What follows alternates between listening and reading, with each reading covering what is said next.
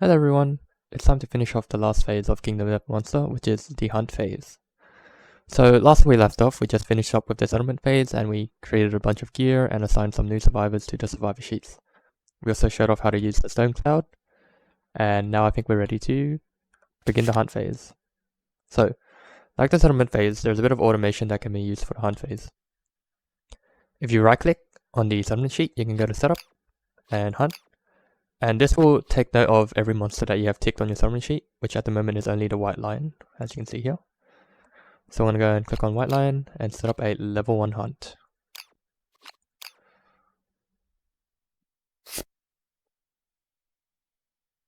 Great, it's very nice. It automatically sets everything up, has all of the survivors that you've linked, which is good.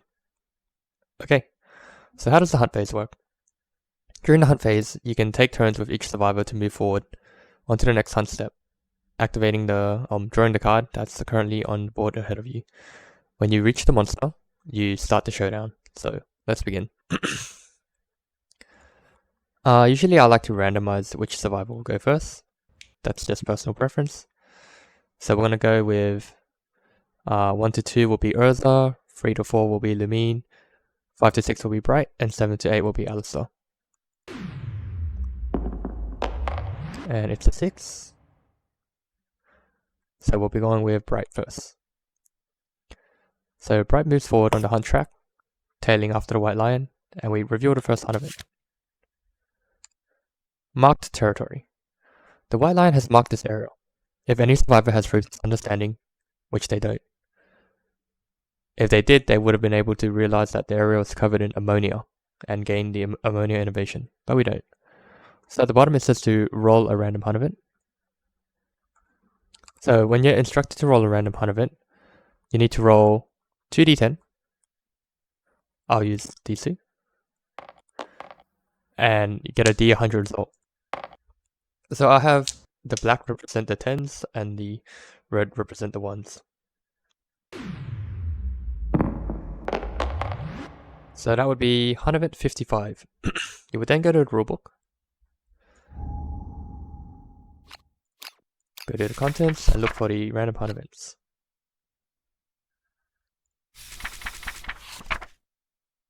Okay, we're looking for hunt event 55.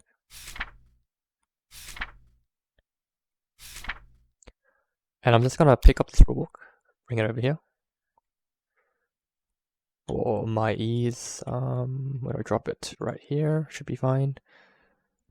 Hunt event 55. Mudslide. A flash mudslide sweeps the survivors away. Each survivor rolls 1d10. If any survivor has a whip, they catch it around a pillar shaped bone and swing it to safety. They do not roll. Since nobody has a whip, we all have to roll, 1 for each survivor. So, we'll go with rolling for Bright. A 4. You manage to scramble free, but not before taking a serious beating. Suffer 2 event damage to your body and archive all fragile and soluble gear in your gear grid. So that was rolling for Bright. Cool thing you can do, if you mouse over your survivor and press F, you can go straight to the gear sheet. Which is kind of cool. I wish it would take you to the survivor sheet instead. So that would be something cool that hopefully they add. So we are looking to take 2 event damage to your body. Good thing we have 1 body armor here. And we will archive any fragile gear. It's important to note that fragile and frail are different things. Fragile is a gear keyword, which is something that appears on the top of the gear card. So we're safe in this instance. Alright, next we'll roll for Alistair. A 6. Okay, same thing. It's gonna take 2 to the body.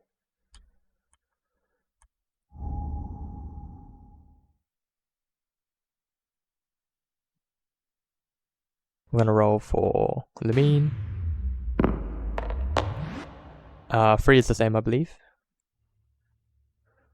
Yep, 2 to the body. which is a heavy. So one thing to note about injuries during the hunt phase, usually you cannot take severe injuries and you cannot get knocked down because it's not during the showdown. So there's going to be a specific difference between event damage and regular damage. Event damage meaning you can't take severe injuries from them. And last but not least, Urza. She rolled an 8. Well, finally something slightly better. You reach higher ground, you're caked in mud but otherwise unscathed. Oh, good job, Urza. She's the only one that can get past the mudslide, I guess. Alright, next up, I'm just gonna go down the line, so Alistair. Lion in heat. The darkness is filled with unearthly screeching and yowling. Huddled together, the survivors close their eyes but cannot sleep. All survivors suffer 1 brain event damage. Okay. So, all survivors suffer 1 brain event damage. Good thing we have some insanity on these characters. Well, not the new ones, but...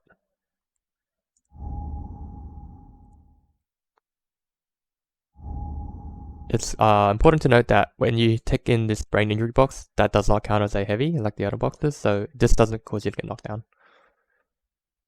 Okay.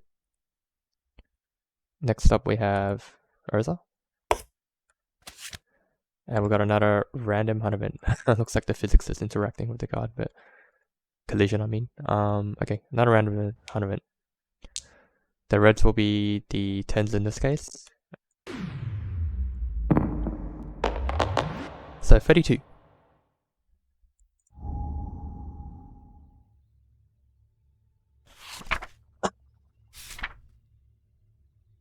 Okay, sudden madness. It gets worse.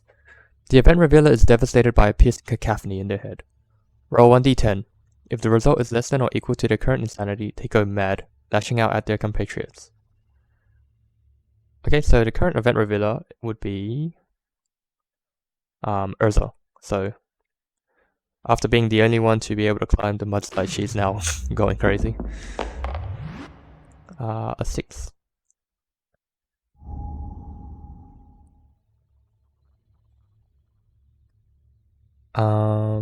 If the result is less than or equal to their insanity, less than their insanity. So Urza has, I believe, 2 insanity. Oops. Yep, she has 2 insanity, so that is not less.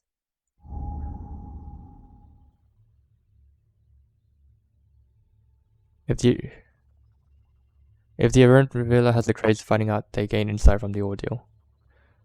Okay, so luckily she's not insane.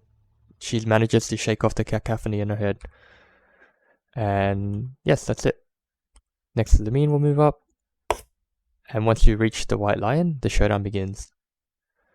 So, now that we're here, we can clean this all up. And you can actually right click on the white lion or any quarry and have a custom setup, which I've shown before. So we're going to automatically set up the level 1.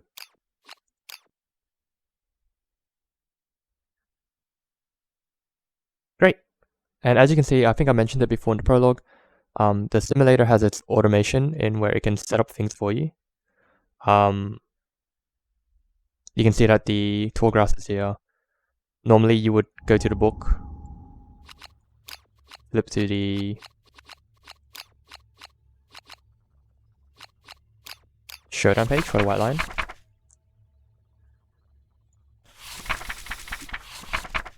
And set things up.